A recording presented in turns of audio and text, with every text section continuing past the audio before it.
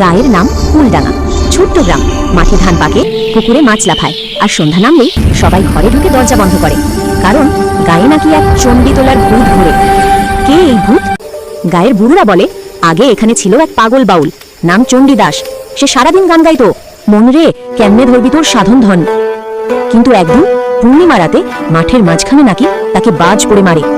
তারপর থেকে মাঝরাতে কে যেন গানের সুরে বলে, চণ্ডী তোলো, চণ্ডী তোলো।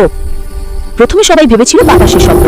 তারপর এক রাতে হালদার পাড়া গোপাল হালদার গেল মাঠে গরু আনতে। ভোরে লোকটা ফিরলো চুপচাপ, মুখে কোনো কথা নেই, চোখ দুটো ফাঁকা। তারপর থেকে সে সারাদিন বলে, চণ্ডী তোলো, চণ্ডী তোলো। লোকজন ভয় পেয়ে গেল, পুজো পণ্ডিত এলেন, ধূপ ধুনো জ্বালিয়ে তাড়ালেন, কিন্তু কিছুই হলো না।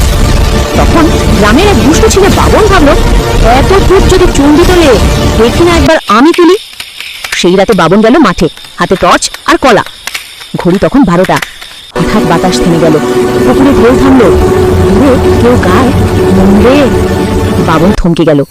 হঠাৎ দেখা গেল মাটির ভেতর থেকে এক ছায়া উঠে আসছে, কণ্ঠে গান, চণ্ডী তোলো। বাবন সাহস করে বলল, চণ্ডী তোলো না, চা খাবে? এক মুহূর্ত চুপ, তারপর সেই ছায়া হেসে উঠল, চা দিবি চিনি দিয়ে? বাবন বলল, দেব, তবে ভূত হলে দুধ আনতে হবে তুই। পরদিন সকালেই দেখা গেল মাঠে একটা ভাঙা কাপে আধা কাপ চা, আর পাশে লেখা, চণ্ডী তোলা গেল না, কিন্তু চা বেশ ভালো ছিল। চণ্ডী তোলা ভূত আর কোনোদিন কারো ক্ষতি করেনি।